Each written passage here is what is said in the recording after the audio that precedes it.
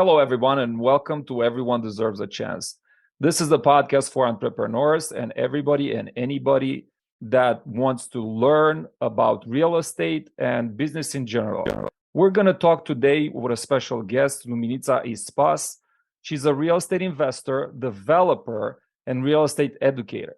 With over 20 years of real estate experience, selling over 1,000 properties, and investing for herself, she loves helping investors create millions in real estate. Through strategizing and creating individual investing plans for long term, for each investor, she helps new and established investors meet their goals on their budget and with time constraints.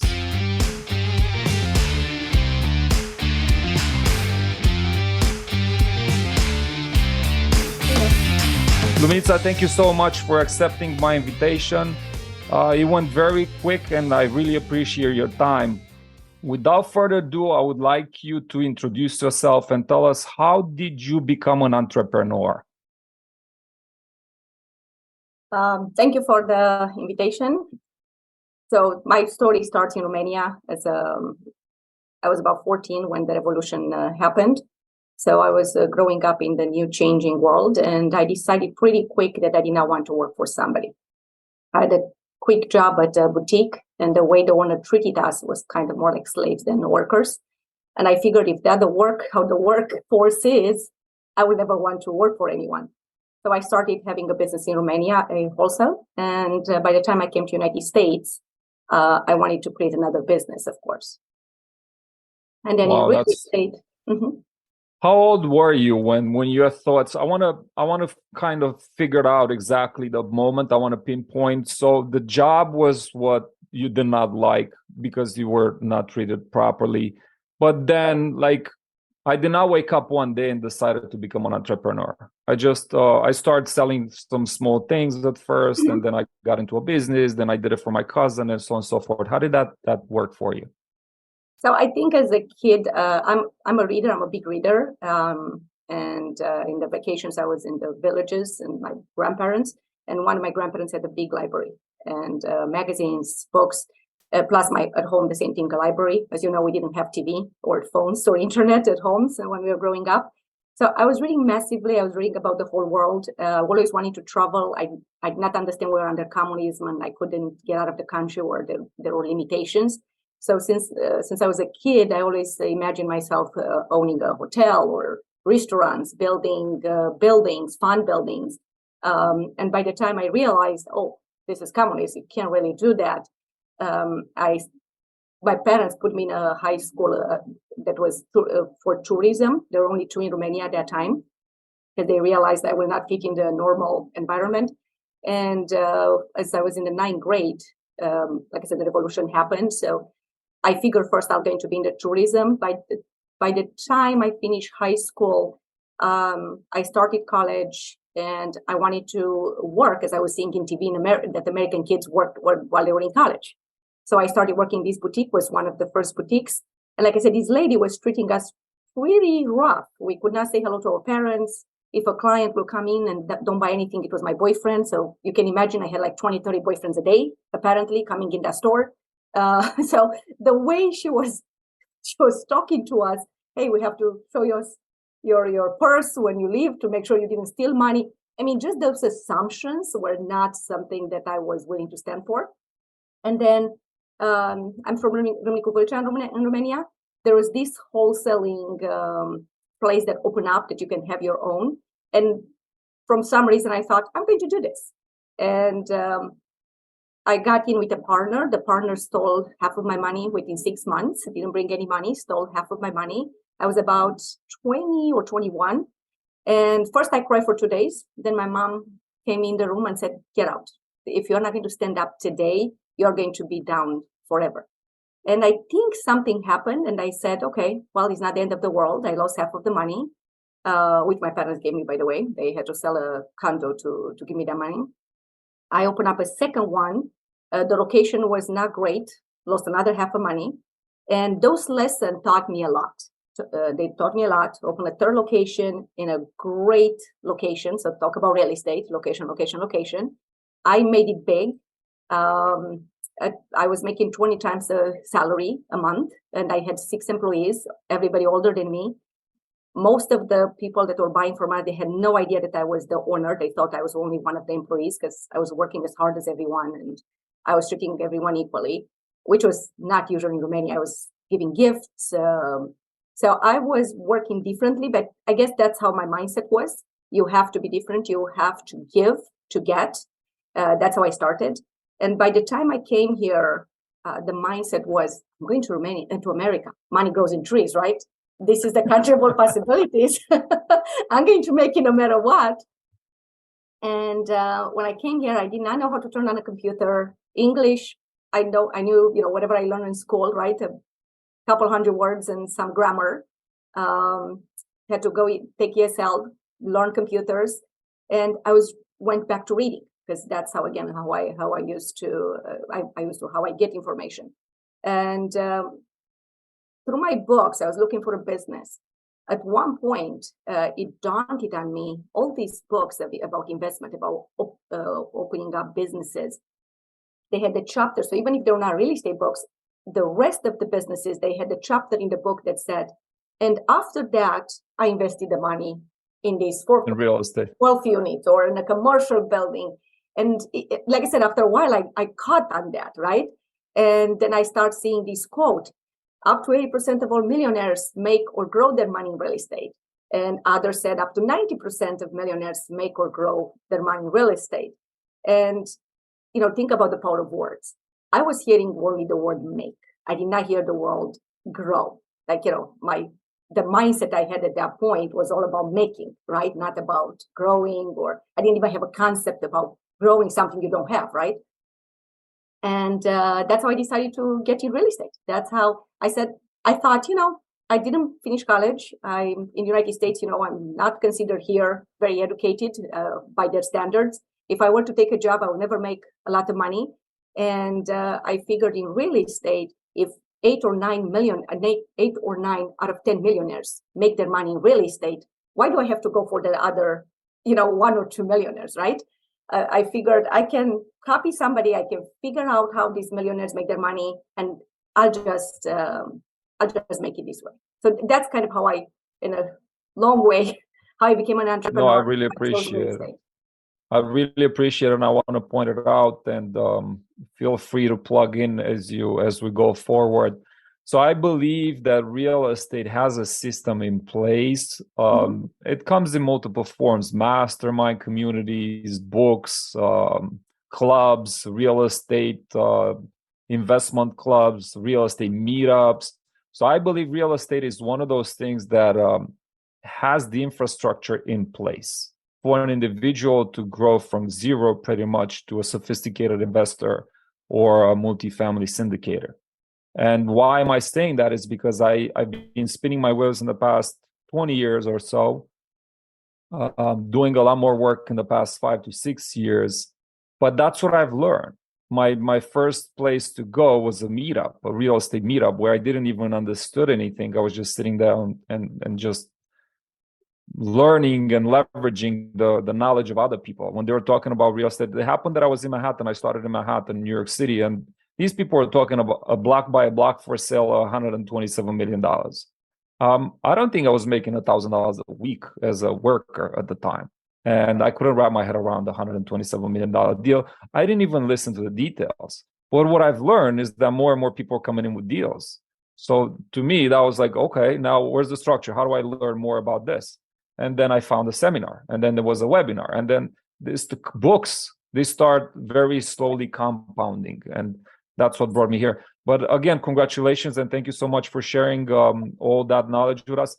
For most of the people, the journey starts a little bit different. We had guests that they were just in the right place at the right time. They were influenced by their environment. Some other people decide to create their circle of trust, and they get involved. Even though they're doing a totally different business, they surround themselves with real estate investors, and then they pivot and they change into it. I know you are a builder, and I know you've been doing this through COVID. And I did the same thing through COVID. I almost lost my skin because all my builders and my workers vanished. Some of them moved back to Poland. It happened that I was working with some Polish guys, and they moved back to Poland. I know you probably went through ups and downs, but just for us, what was the biggest aha moment or the biggest entrepreneurial moment that you felt you had in the past 20 years? So, as I shared, I figure real estate is the way, right? But you are mentioning right now podcasts and meetups and all these things. Well, 23 years ago when I started, there's none of this. Internet was at the beginning. Email just was created. There are tapes. There are late night programs with no money down. That's pretty much what it was, and books. Right? There was nothing else.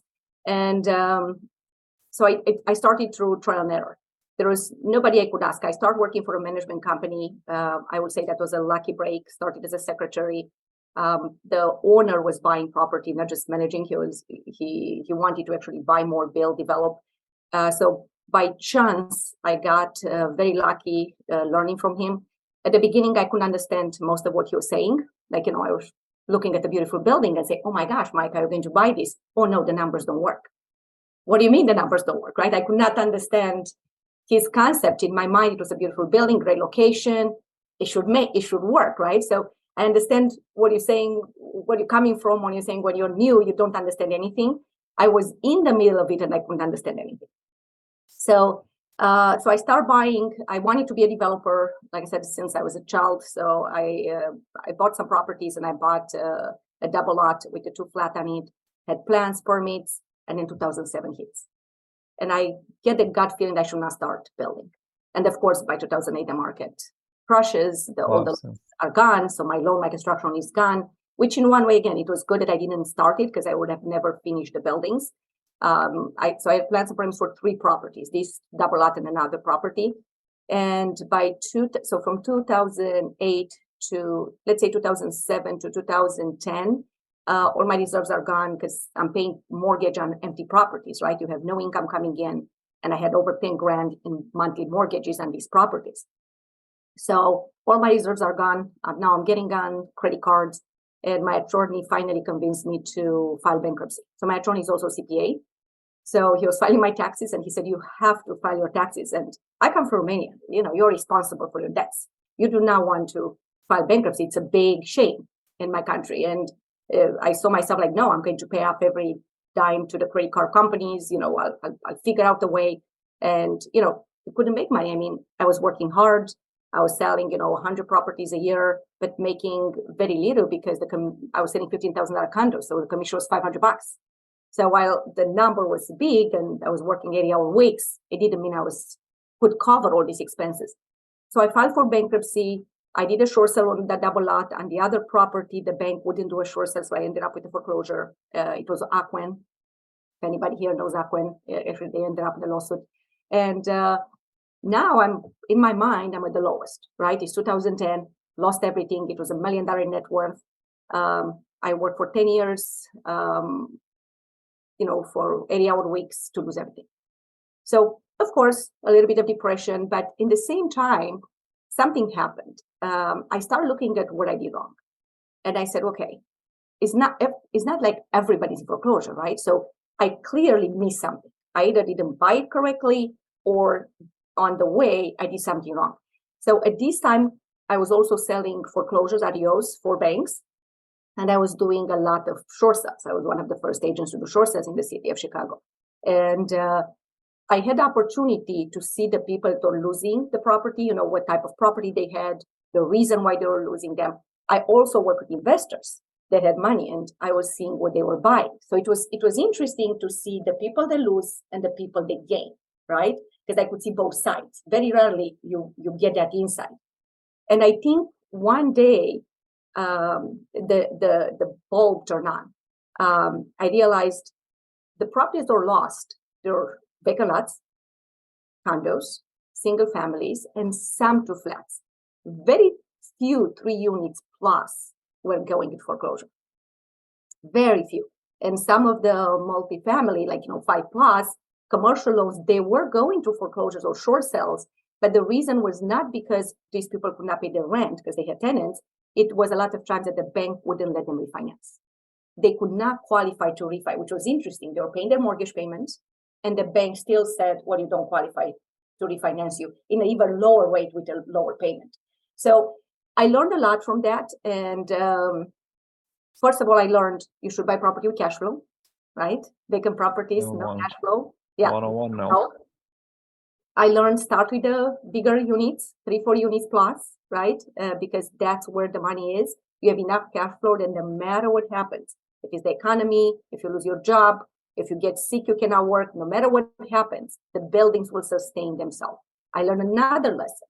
Some of the 4 flats or 5 flats that I've seen going to short sale or foreclosure were because they were in really bad shape.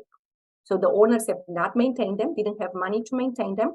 And as the tenants were moving out, the properties, the units were in such a bad shape that nobody wanted to move in. So now they couldn't get income because of the condition. So again, the second lesson, if you don't have the money to fix up a property, you either buy with a renovation loan or don't buy that property. You buy properties in good condition, you build your reserves, or have the renovation loan in place when you buy.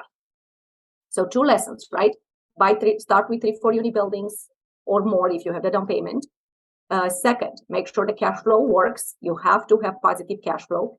Third, do not buy anything that's in bad shape that will need major money very soon unless you have the money or you have a renovation loan in place. Fourth, be careful who you rent. I've seen properties going again that I was representing clients to foreclosures and short sales because they didn't run the background check on the tenants. They didn't check who they were putting in the place, and these people are professional tenants, wouldn't pay the rent, and it will take you a long time to get them out. And the most interesting thing was these 5 units that was going to foreclosure because the owner has rented all 4 units to family. So he lived in a unit, his mom lived in a second, brother, sister, and another brother in the other unit. Nobody was working. Nobody cared. So this guy lost the whole 5 unit to foreclosure because nobody will take responsibility. And I remember talking to him. I was with the buyer. I was not representing him. But I remember asking him, I said, these 4 units are occupied with family. Why don't they all move in 1 unit? If, and rent the others, or move in 2 units, right? Move your mom with you, move the other, unit and rent the rest. And the family was there and they would look at each other like, how could we do that? That's inconvenient. So I could not believe people think it's inconvenient to live with each other, but they were okay to let their brother and their son go to foreclosure. So in my seminars now, I always teach, you want to help somebody, put them on your couch, put them in your basement. Don't put them in your unit if you run a business, if you want to maintain your property. And so again, there are a lot of reasons people lose properties, but learn to check your tenants. Make sure you get somebody that can afford to pay. And some tenants choose a unit because it's beautiful. They don't understand budgeting. They don't understand money management. So it's your job to make sure they make 3 times the rent or to at least 2.5 times the rent so they can afford the property. All right, I want to stop you for 1 second, and I just want to go back to what you just mentioned. You mentioned my seminars. Can you please tell us more about it? I just feel free to plug it in because I'm gonna leave in the description of this podcast more documentation and more links, but I want you to talk a little bit about that. Sure, thank you. So before the 2007, before the market crashed, I started pretty quick to teach seminars because I figured if I'm in the business and I don't know how, I don't understand real estate, right? I'm learning it as I go, and I'm a realtor. I went through the real estate school and I still don't understand investment. How would the public know? So I started pretty quick to teach seminars after I got my license. At that time, before the market crashed, were about short foreclosures. Then there were about short sales. And after I lost everything, I came up with a plan. So again, it's 2000, end of 2010, beginning of 2011. And one of the financial information I've learned was that at that time, was that in order to retire at 65, you have to have at least $1 million worth in net worth, right? And and I remember right now with inflation, it's a lot more than that. So let's be clear. Right now, 1.67, I believe, is right now what they are saying, but I would be over too easy. Oh, and it depends on the age. If we have any millennials right now listening to this seminar, I mean, you're talking about 4 or 5 millions at least by the time you guys retire, right? Because you have to factor in inflation. At our age, we probably won't be able to do it without 3 million.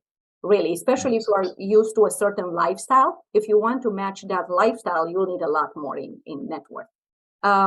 But going back, at that time, I was already, when I started my career in real estate, I got my license in 2002, but even before, I already knew I wanted $1 million worth in net worth. So the way I figured it out, I thought, well, to save $1 million is going to be very difficult. I was doing the math. It was about $25,000 a year if the money doesn't grow well. And I was like, I cannot make $25,000.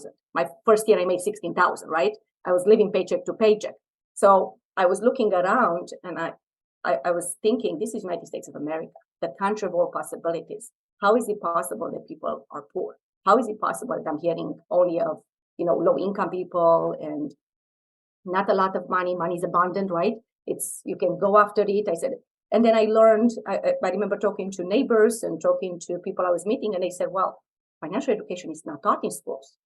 And I keep thinking, like, did we learn that in Romania? I don't know if we were taught financial education, but our family. No, absolutely not. Right? But at least, I don't know if I just read books because I was ahead. And like I said, I was thinking about retirement when I came in the country, right? A 25-year-old thinking of retirement because I wanted to know. I didn't want to depend on my kids, as I was seeing back in my country, right? In our country, a lot the kids take care of the parents or they live with the parents, right? And to be okay in the retirement. And I figured that's not me. I want to be self-reliant, right? And the more I was learning, the more I realized, okay, this is information I have to rely out. How much money you need and how you're going to get it. And when I read that quote, up to 80-90% of millionaires make or grow their money in real estate, I realized something. Oh my gosh, these people buy millions of real estate and get a tenant to pay it off. What a brilliant and simple idea. Think about it. It's so simple. I'm buying $1 million worth of real estate, right? If it's 2 or 3 properties or 1 property, depending on your down payment, I make sure it has positive cash flow, and then I wait for the tenants to pay it off. And a 30-year mortgage, you can pay it off sooner if you add extra to the principal. For example, an extra mortgage payment a year, it will cut almost 5 years of your mortgage. You'll pay it off in 25 years and I think 7 months. So, and to pay an extra mortgage a year, it's pretty simple. Instead of paying 1 monthly payment, pay your mortgage every 15 days. So if you're on bi-weekly payment, yes. Yeah, pay half on the first, half on the 15th. And this way, because there are 52 weeks in a year, you'll get, of course, extra payments. And this way, you're just paying your 13th mortgage payment and anything else you want to add to the mortgage. So truly, anybody can do that. So, and again, by the time I realized, it takes 3 to 4 units to be financially okay. Because, if you buy a home or a condo, who pays your mortgage? You pay it, right? You pay your mortgage, yeah. So a home and a condo, people think that's an investment. It's not. It's not because you pay for it. You stop paying, the bank can take it, right? But if you have a 3-4 unit that you live in a building, you're not paying yourself the mortgage. The tenants pay your mortgage. You might have a small portion, or depending on how you bought it, you might live for free.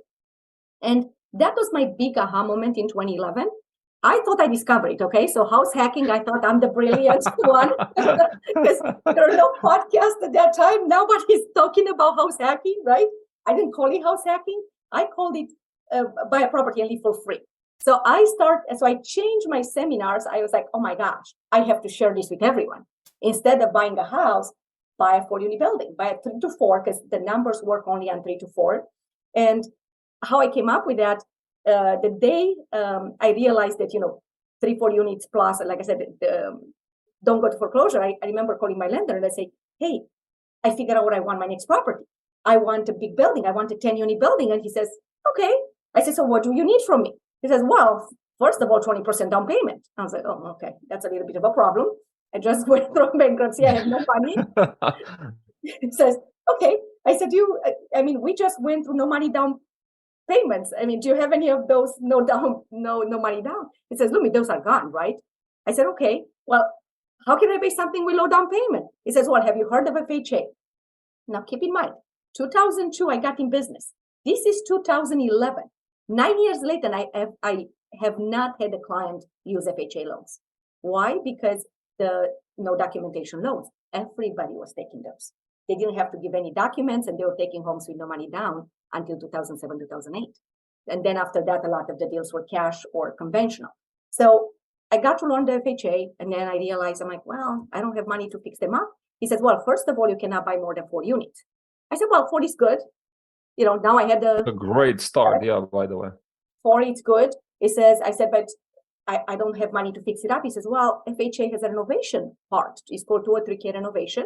And I said, oh my gosh, you are telling me the bank will give me money to fix it? He says, yep, it's going to give you money to fix it. Again, I've been a realtor, and I'm a realtor that sells a lot, and I haven't heard of these programs by now, right, by 2011. And I wanted to sit down with him. I called other lenders. I wanted to now learn about all these programs. So I think for the next 6 months, I was talking to everybody. I was going to banks. I wanted to know what's available, what's going on, what an investor can use to help themselves buy the right property. In the end, I ended up buying with a 203K FHA, a 4-unit building, and one of the units came out for free. But the unit that came out for free was the basement, the smallest one, which I didn't mind because, that's what I wanted. And the FHA requires that you put only 3.5% down payment. So if you do a renovation loan, you put 3.5% for the purchase plus 3.5% of the loan that you, let's say, you're getting. So right? It's 7%, yeah? No, it's 3.5% of a total purchase plus rehab. Okay.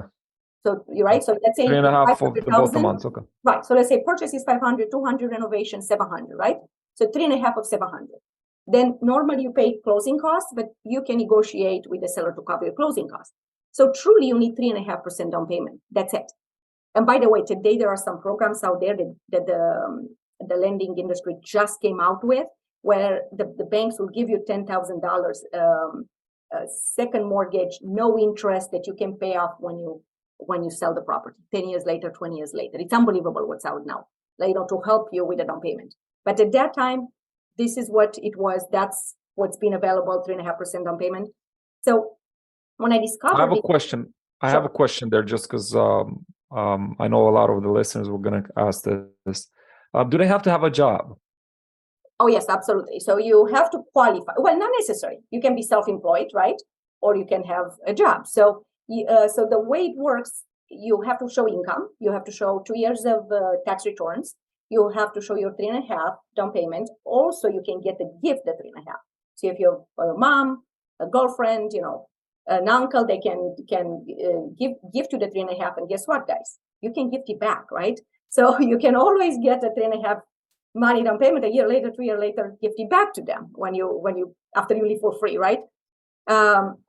But you can pretty much make it a no down payment. There are also nonprofits that will help, churches. So there are all kinds of programs, or work a little bit and save that 3.5%, right? It's not that much. If you have a goal, right, it's going to take time. It's not always like instant that you can do things. But you need 2 years of returns. You need 2 months of bank statements.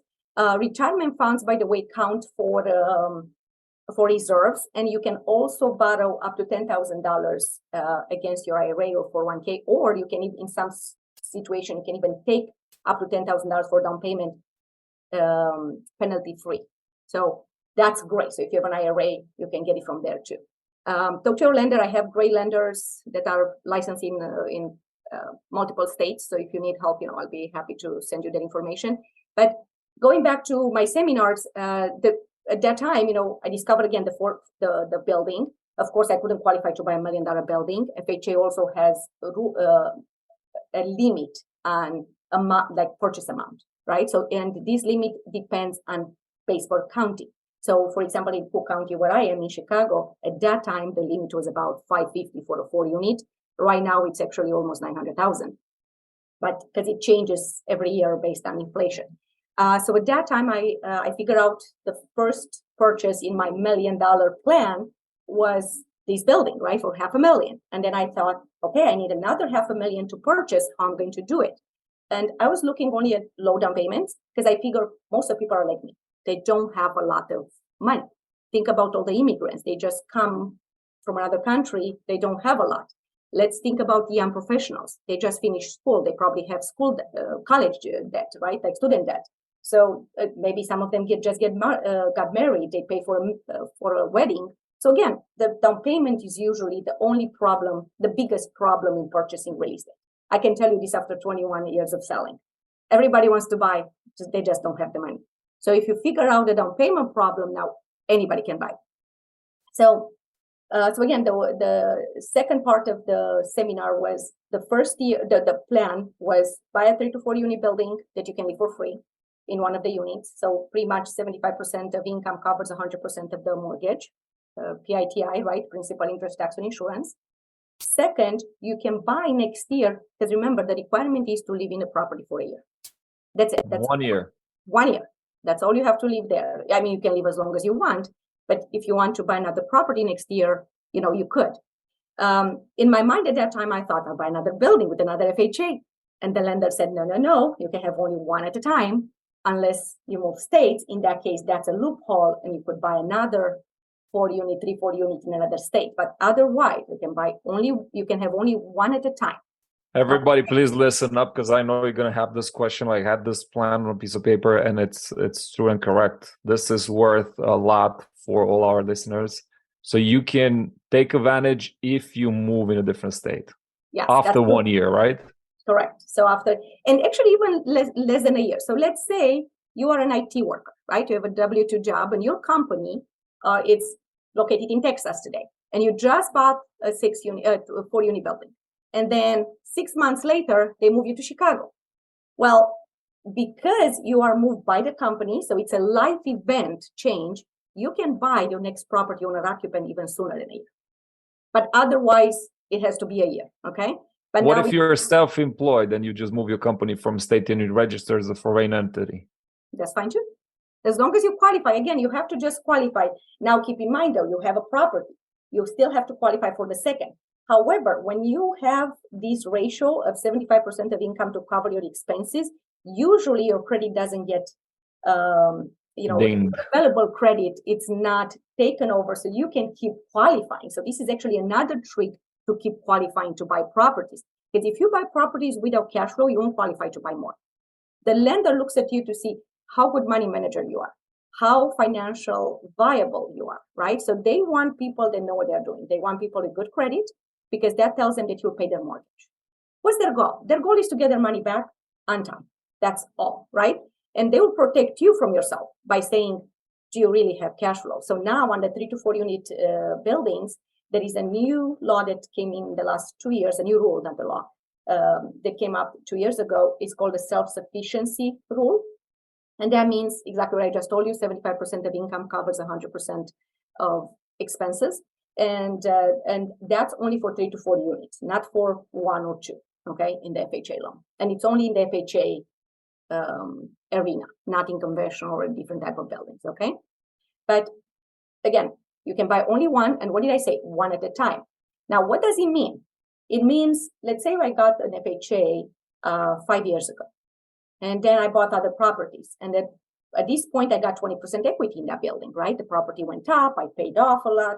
So now instead of 3.5 that I had equity inside, now I have 20% equity. If you're still, you can at this point refinance into a conventional loan that building, and you just freed your FHA. So now you can buy in the same city another property with an FHA. Over the years 2020 to 2022, I had clients that were able to refire up an FHA after a year or two. The low interest rates helped they dropped.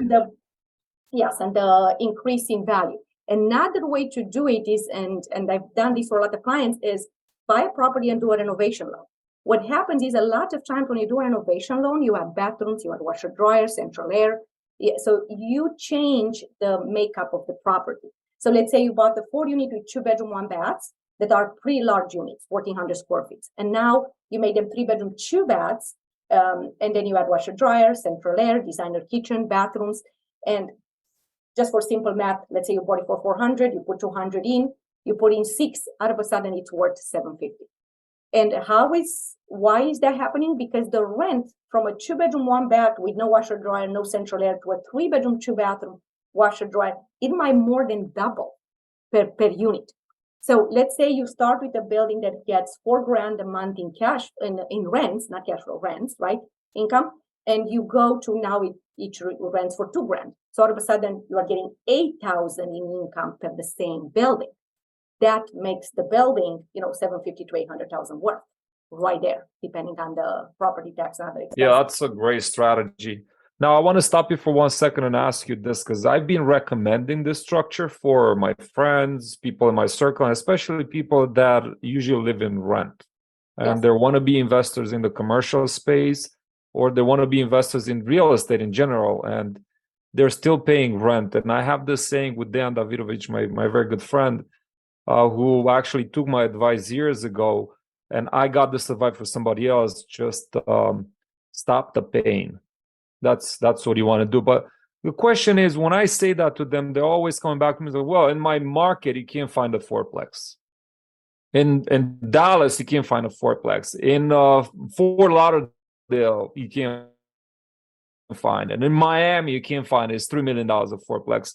So how do you go by location? Because people would move if they would have the strategy in mind. They would definitely move. We're not trees, guys, by the way. You can move. You have my permission. But like, how do you counter that? Because I see the benefits of it, but I can't fight them. Because to me, you're not putting in the work for it. Absolutely.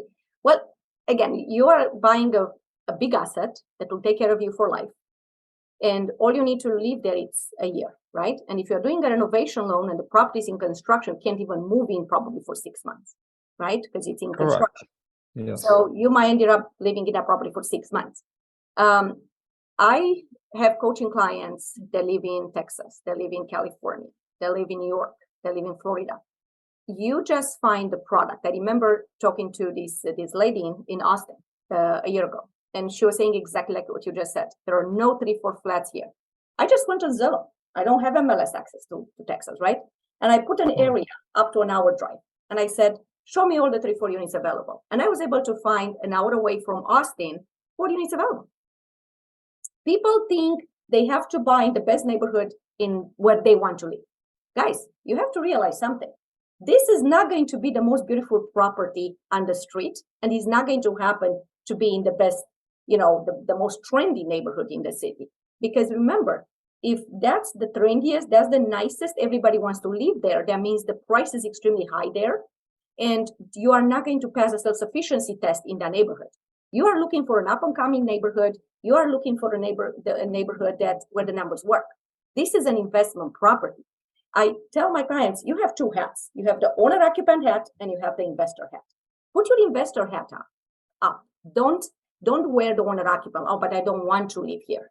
It's not about that. It's about, yes, it's an hour away. Can you sacrifice 6 months to a year of your life to get that property that otherwise it will take you maybe 6-7 years to save, 20% down payment to buy it.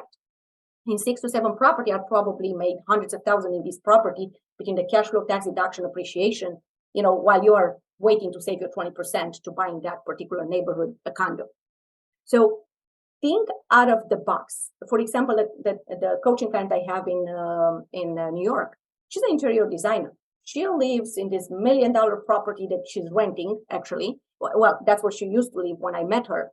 And when I told her, that's the first thing she said, there are no 4 flats. Guess what we did? I said, can you find a 2 flat with an unfinished basement? And she says, but it's not a 4 flat. I said, that's fine. We have to work with what you have, right? You have to work within your boundaries. You can't stick to a certain formula. You have to think out of the box. So she found in Bronx, I think it's called Bronx, right? In this the Bronx, yeah, the Bronx, a 2 flat with a basement, which interestingly enough, she legalized the basement. So I'm not sure this process because I was not involved in that process, but she legalized the basement. And so because it was a 2 unit, she got the renovation loan on the 2 unit. She didn't have to pass the self-sufficiency test, right? So the 75% of income. And because I've been teaching her how to add, bathrooms, washer, dryer, she finished the basement, made it another unit. She added half a bath on the other 2 units and washer, dryer and central air. And being an interior designer, did a beautiful job with the kitchens and bathrooms, right? Remodeling them, painting them, whatever she did. She almost tripled the rent in the upper 2 units. And then she lived in the basement for a little bit before, she moved out to her next project. And that's how she made it work for her. And like I said, the people that I had in California, the same thing. I have one lady that ended up buying, she was in the San Francisco area. I don't remember now exactly the city. But she ended up buying a property that was almost 2 hours away from San Francisco.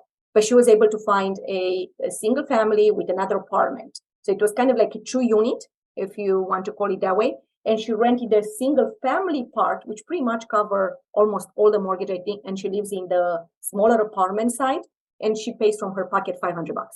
I mean, you are in California, close to San Francisco, and you live out of $500. And this is the thing, I didn't even tell you yet about the tax deductions when you have an investment property. She's actually getting from depreciation and tax deduction the $500 back at the end of the year. So she really lives for free, and she's there. So I will say, talk to somebody that knows what they're doing.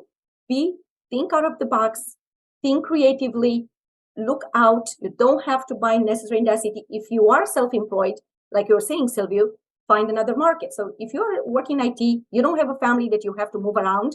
Let's say you are single, or you don't have a lot of kids to move around, and it's easier. Move to Chicago for a year. Move to a state where the numbers work. Buy the building with an FHA, remodel it, rent it, learn to self-manage a property, and then a year later go back to where you are. Buy the second property where you are, and now this property becomes an investment property. Now you set it up, it's going to give you cash flow every year. And because you learn how to self-manage a property, you know the cost of fixing little things.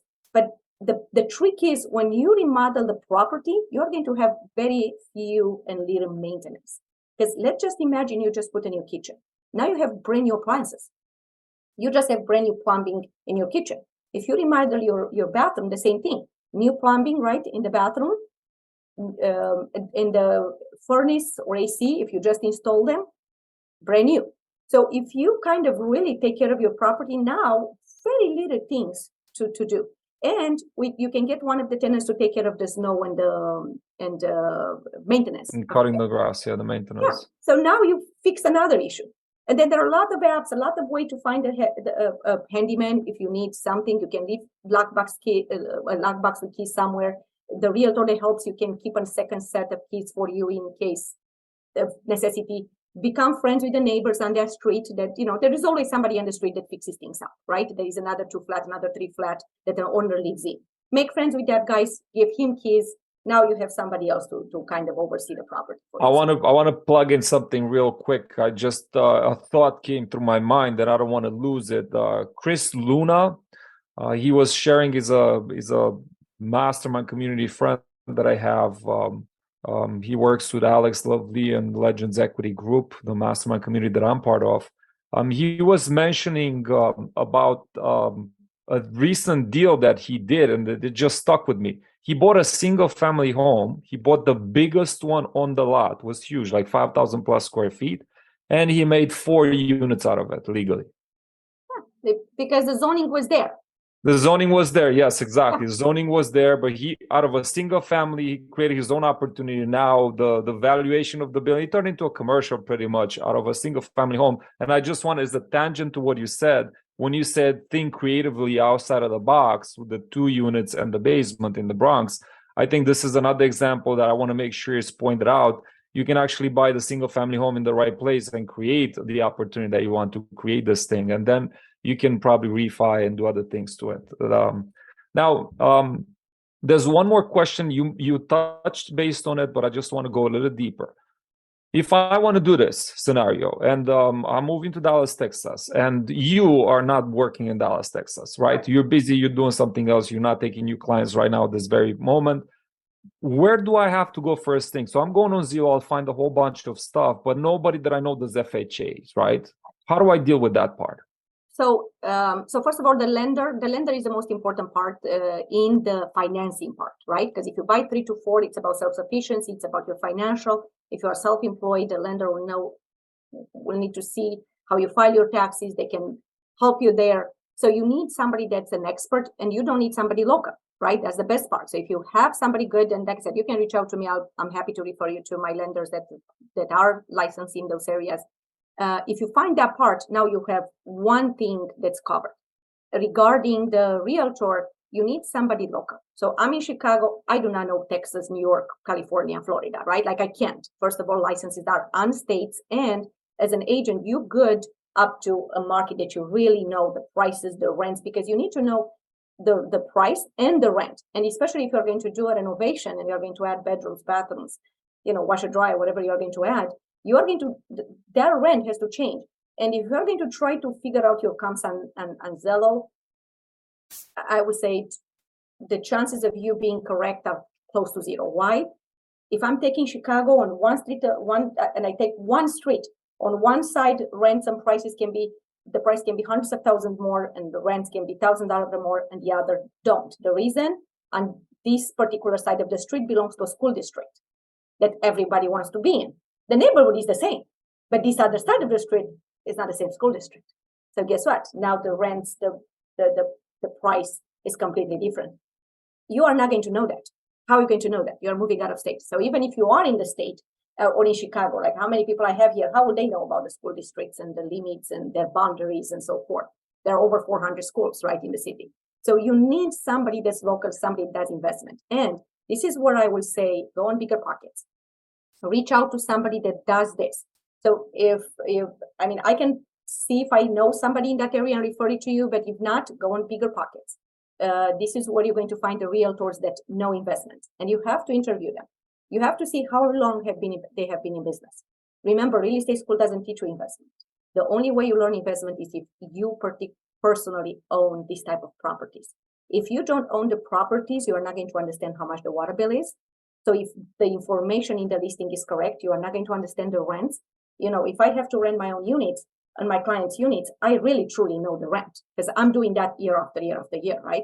But if I'm just somebody that got my license a year ago or 2 years ago, and all I do, I sell condos and homes, I have no idea what an investment property is. I have no idea what expenses are or what rents they are, right?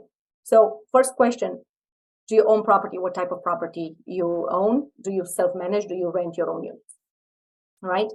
How long you've had your license? Very important.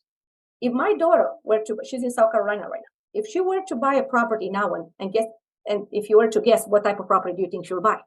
Fourplex. I already know a fourplex.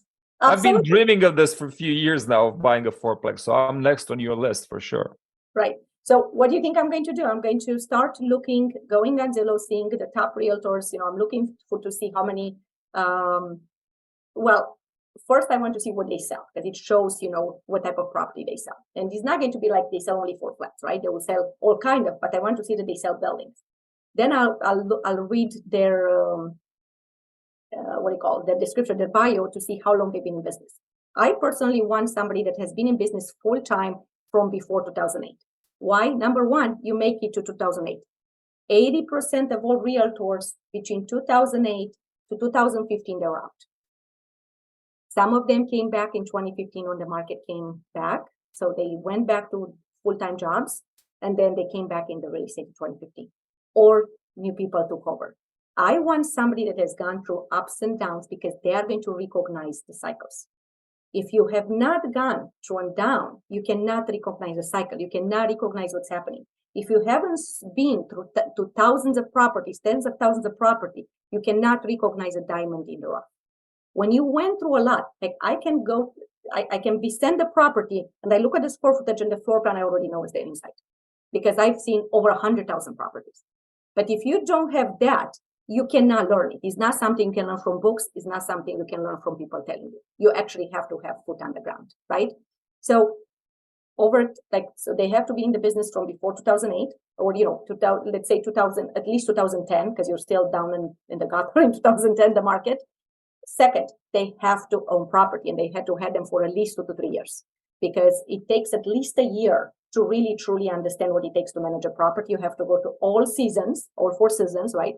To see what the bills are in the winter, what the bills are in the summer, what it takes, in the spring and fall when nothing starts and you have to deal with plumbers and electrician and HVAC guys and whatever. Also, you had to have more than a year to have changed tenants, because if you bought the property with tenants and you have the same tenants, you haven't gone through that cycle of changing tenants. So you have to own, like I said, the property for at least 2 to 3 years, so you understand truly the expenses.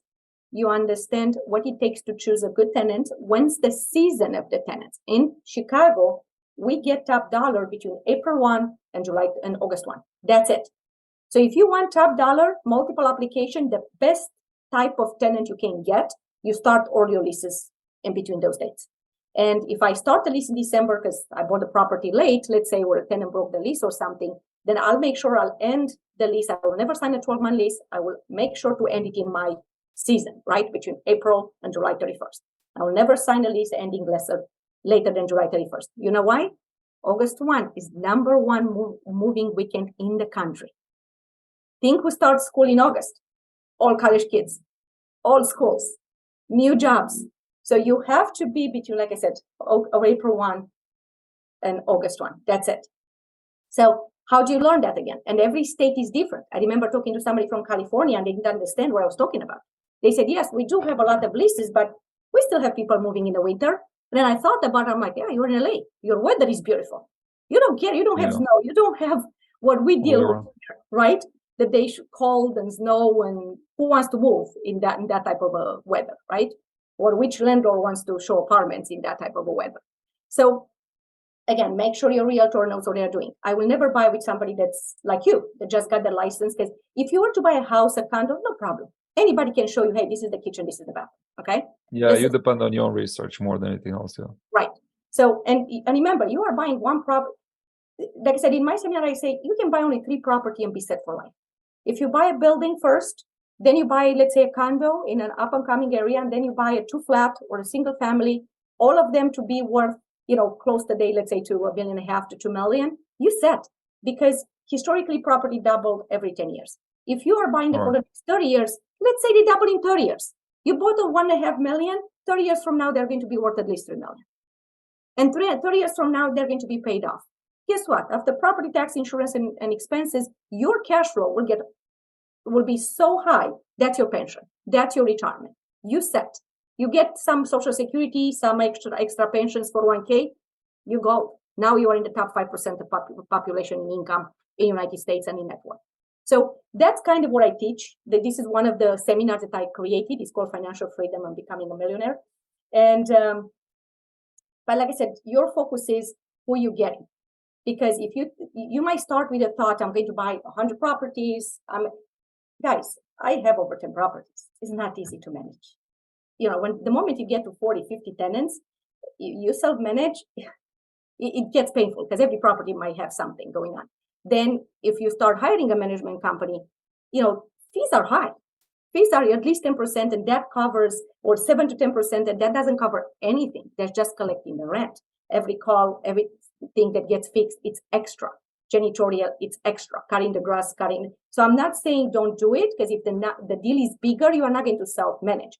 But if you're going to buy small properties, you want to self-manage them because that's how the money grows. And that's how you keep control of the property. You know your tenants, you have a relationship, and you manage the work yourself in remodeling. And you become an expert. You build your confidence. You see, in this business, it's all about mindset and confidence.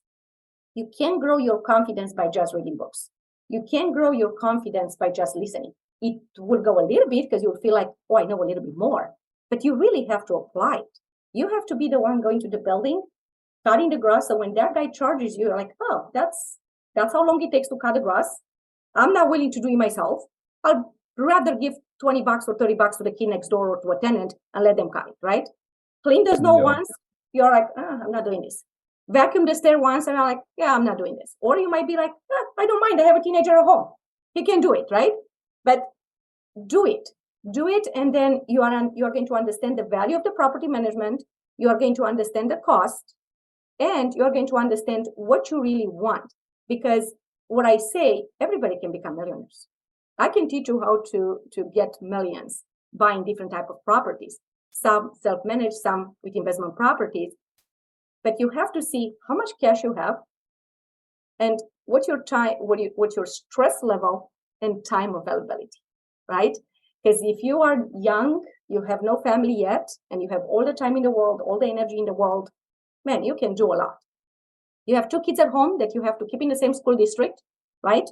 You have a wife or husband to spend time with, right? So you have a family that you need to take weekends off, go to school events. You're not going to have the time to do a lot of a 23-year-old can do. Make sense? Yes, correct. Yes, completely. I want to circle back to 2 things. First of all, I'm a syndicator in the commercial space, right? So you're talking about buying a fourplex, a duplex, and or a condo, right? So it's going a little bit down out of sequence, and it's making you $1 million. My teachings usually are my recommendations when I talk to people are. I'm an investor myself. I own 4 properties. I sold some of them right now. I'm moving my money into the syndication model, and we touched based on that. I teach them get a fourplex if you live as rent. If Yes. you're in rent right now, you got to stop that bleeding. And the best way to do it, instead of buying a single family home, which is still a good purchase, if you're buying a single family home, you stop the bleeding, and now you get some equity in the years to come, right? So you can use the equity to actually invest in commercial real estate. If you want to be a passive investor, a limited partner, right, into a deal, you could be a general partner in different deals. But fourplex would be, in my scenario, and what I suggest to people is get a fourplex, get the FHA version of it, and live in it, learn it, and this way you get a feel about what syndication means when you have 200 doors to manage, right? At least you manage 3. You have an idea what the expectations are, what the issues are. You're even going to know how much it's going to cost to fix certain things. So in a syndication model, now you become a lot more valuable. Now you could be an asset manager because now you understand the issues that show up. You know how to call a plumber. You know where to get, a 24/7 service for your building. And you get to understand the process from inside out. With a single family home is a bit different. It could be fixed by somebody else. You have no issues for the next 10 years, right? Nothing, brand new roof, brand new everything. You don't touch anything. You don't deal with the same things that you deal with a fourplex. Because you deal with tenants, with leases, you got to read them, you got to write them, you got to understand them, and you got to enforce them, right? So you got a collection company, you start learning. That's one. Now, I want to go back to that first step, and I'm not sure if in your course you probably discuss in depth how to go by it, but let's do a mind exercise. I heard about this. I've listened to the podcast right now. I loved it, and right now I'm going on Zillow to look around my neighborhood, right? I see 3plex, 4plex. Then I also have Crexy. Crexy gets a bit fancy, right? You get more commercial real estate properties. But yeah, there's a portfolio with 6 homes, or 3, there's a 4plex there. I don't quite like the area. I'm going to move to, what's another platform? Let's say... for commercial or for real estate? For commercial. I'm just saying commercial where they show the LoopNet. 4plex. Yeah, well, LoopNet, CoStar, Crexy, they show mostly 5+ commercial, right? Because up to 4 units residential. So 3, 4, some investors or some commercial brokers are going to post some of these, especially if they're a package of them. But the up to 4 units, usually you'll find them on Zillow. That's Zillow, Redfin.com, Redfin, right? Century21.com. Okay. So the big. So Realtor.com, Redfin, and Zillow. And I was, LoopNet, I was pleasantly surprised to find some properties on LoopNet because they have portfolios and they're willing to let them go as individual properties. So I have some alerts that I set in there. Even on the search bar, you can actually do fourplex. And sometimes they come up. I don't recommend it because usually what comes on LoopNet is already gone. I heard people that got deals out of there, but they're usually the bad deals that the brokers did not sell through their own email list or other opportunities. That's kind of how LoopNet comes to us as indicators. Crexy, the same exact thing. On Crexy, I use it mostly educational. I get the OMs out of there. I get my numbers. I do the syndication reports, and I also do the analyze. I use a syndicator calculator for that. Okay, so I go on Zillow. Let's take Zillow, for example, and I found the fourplex. Yeah. Now, what would be the next step in order to get to the FHA? I'm going straight on Bigger Pockets and start networking for my local real estate meetup where I'm going to find that realtor investor. Or is there a website out there, FHA.com or something? So, Silvius, I will actually put the team together first, because otherwise you are going to spin your webs, okay? You're going to find 4 units that the information is incorrect in the MLS, or the listing agent, again, is protecting the seller, right? He's representing the seller. So wherever they say there, number 1, they might say stuff that's incorrect because they don't know what questions to ask. Just because a realtor is selling a 4-flat doesn't mean he knows how to sell investments, right? Or that the seller, let's say somebody inherited a 4-flat, doesn't understand expenses and income, and they have no idea what the expenses are, or they always approximate them. I always see water $100, and I'm like, it's a joke. The water is never in Chicago $100 on a 4 flat a month, right? But again, Absolutely not. I own 4 flats. I own a bunch of them, so I know what the water bills is every month because I see them, right? If you are a realtor that don't own a 4 flat, how would you know that the water bill it's incorrect, that they say $100? Or the insurance, when they say the insurance is $200 a month, I'm like, well, not for a 10 unit. Or when they say $100 a month, again, it's not $1,200 insurance on a 4 flat. So again, a lot of the information is approximately, so it's not correct. So you need to build your team, number one. Number one, you need your lender because you need to know what you can afford. So how can you go shopping when you don't know what you can afford, right? This is the max price. And especially if you're looking out of your area or even in your area, remember, every county has a different amount, the max amount per county. So if you live in between 2 counties or 3 counties, now every property will have a different amount max. Is there a way of finding out that amount right away if you need to go on? Okay, you can go on the FHA, you just Google FHA max loan amount on 4 units and per county, and you're going to go to a website that shows you per state, per county, what's the max per 1 unit, 2 units, 3 units, and 4 units. Because let's say if you're going to look at 3 and 4 units, because the numbers can go well on 3 and 4. There are less 4 units built than 3 units. So sometimes you're going to find a better deal that's a 3 unit and a 4, right? And it's all about the numbers. I was asked before, should I buy a 4 unit with 1 bedrooms or should I buy a 3 unit with 3 bedroom, 2 baths? And I can prove you on paper that the 3 unit with 3 bedroom, 2 baths units is going to make you a lot more money per month than a 4 unit with 1 bedroom, 1 bath units. So you have to kind of look at the whole picture. Don't just assume a 4 unit is always the best, because sometimes it's not. Sometimes a 3 flat might make more sense. So that's why you look per county on 3 and 4 always. That's kind of how you look. So those max, you can find them online, but you still need the lender because the lender has to look at your credit and your income. Because if you don't own any property, you still have to qualify for that mortgage payment. Okay, even though you get tenants, if you don't have any rental history, like the fact that you've been a landlord and you've handled tenants, and a lot of the income coming from the tenants is not going to be taken in consideration in your loan. So that's why it's very important that you talk to the lender first. And also, if you are a self-employed, we know that self-employed people don't want to pay a lot of taxes, right? Like, who wants to pay a lot of taxes? Yeah, what's the number one expense in our lifetime, right? Income tax. Taxes, yeah. So who wants to pay it? But at the same time, the years that you want to buy, you might want to choose, and that's why I'm saying that sometimes you'll have to plan for it, because if you haven't paid a lot of tax in the last 2 years, you might not qualify. I have a lot of clients that have to wait a year or two, because if you are self-employed, they don't take just your last year. They add the last 2 years together and divide it by 2, and that's the number that they take as your income. So let's say if you pay tax on $50,000 1 year and you pay tax on $100,000 the second year, not that you pay tax on that amount, right? They're going to add it together and they will say, okay, you are a $75,000 a year person income, not 100. Make sense? So that's why it's very important how you file your taxes. But let's say you file your taxes and there are ways that things can be added back as income. So for example, I have properties. I don't pay a lot of tax, but I get a lot of depreciation, right? I take for properties. The depreciation is added back as income. So now my income keeps growing up with every depreciation. Let's say you have a 401k or an HSA account. That money, you don't pay tax on it now, right? So in that case, that's also added as income. Because even though you didn't pay tax on it, you did make that money and you saved it. And the bank loves that. The banks love to see that you save money. They don't mind if you don't pay tax on tax deferred accounts, right? When HSA, it's tax free, actually. It's not tax deferred.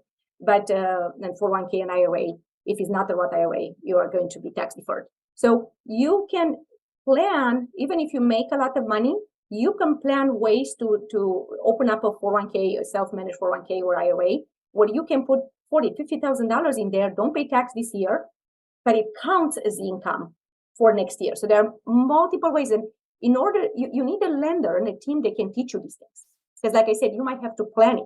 We're in April now, and let's say we're in May right now. You already filed your taxes for last year. And let's say you don't qualify this year. You have to wait now until January next year. Well, the lender can sit down with you and say, okay, this is what we're going to need. In order for you to qualify, because what are you looking to buy? I'm looking to buy here. What's a 4 flat worth here? About $600,000, $700,000. Okay, for $600,000, $700,000, this is how much income I have to show from you, right? So how are we going to arrive here? This is what you have. This is what you truly make, but this is what you are paying tax on. I'm going to need to show this number. We can get to this number two ways. You either pay tax on all this money, or we can become creative. If you have another property, we can take more depreciation there. If you don't have another property, you can deposit more money in your 401k. So you still don't pay tax, if it makes sense. You still don't pay tax, but the income counts. Well, if you think you are going to pick up the phone and call any lender to teach you this, I know probably two people. And I know lenders. I know probably hundreds of lenders. And I know only two people that can teach stuff like this. So there are not many people that can teach you stuff like this. Realtors that can run the numbers and to run the comms, again, there are not many.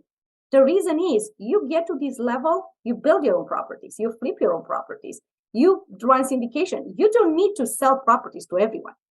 I'm still in this business because I love what I do. And I'm still doing my coaching, my free seminars, my investments. Like I have 5 projects right now going on because I have teams in place, right? So I can do it and I can still sell because I have most of my clients are past clients and referrals, relationships. I love these people. It's easy. I'm not a realtor. I just met somebody and I have to build a relationship over 6 months, right? So, and I have a great team in place. I have their lender that is doing the work with them. I have an attorney that's also a CPA, an estate planner that talks to the client also about the financial, the taxes. So again, I have a tax preparer. So we have the team together where I don't need to spend the time that I used to spend 5 years ago, 10 years ago. Make sense? Yes. So that's why you need to get your team together first. First, you need to know that you can qualify. Second, you need the realtor that will run the numbers. If the numbers are done incorrectly, you're going to buy a property and you're not going to have cash flow. Because most of the people, yes, they will tell you, yeah, they should rent for $1,700. Look, here on Zillow, couple properties.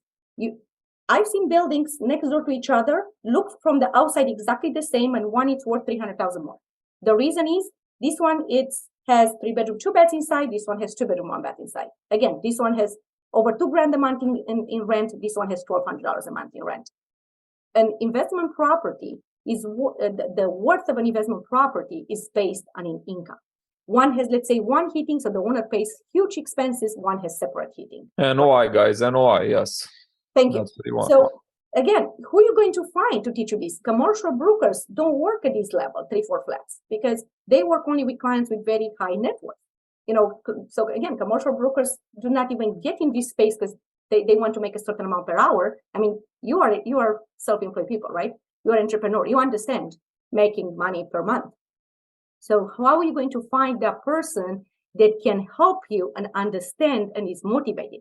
And it's going to be usually somebody that has done it for a long time, love this environment of 3 to 4 flats, is committed to helping people, loves what they are doing, and they are in the middle of it. They keep buying, they keep for themselves also. So they understand the cost of rehab, they understand the cost of renting, they understand truly the cost of holding the property, right? Like the expenses also. Make sense? So I would say don't go to Zillow first. Put your team together first. Yeah, that sounds amazing. Now I want to ask you something. How are you doing with time? Because we're going over. I don't want to overwhelm you, and definitely I'm loving the conversation. But we can come back and talk more details about mindset and other things that we didn't touch. I think whatever we talked about so far, it's extremely valuable, extremely important. So if we want to watch your seminars, right, is there a website or some place that we can go? Sure. So this Saturday, actually, I'm teaching. So I usually teach them at the last Saturday of the month. Some of them are in person, some of them are on Zoom. This Saturday, I have it on Zoom. It's an intro to commercial, and I touch on what we talk about today. However, I usually bring up what real estate is about, what you really need to learn. So it's from 12 to about 2:30 Central Time this Saturday. If you go to my website, luminitaispas.com, you can sign up there. If you Google me, email me, I'll send you the link. But otherwise, if you sign up on my website, you will be added to my list to inform you of the next seminar, because after this May, probably the next one will be end of August or end of September. Usually over the summer, I take a break because people go on vacation. They're not interested in investments over the summer.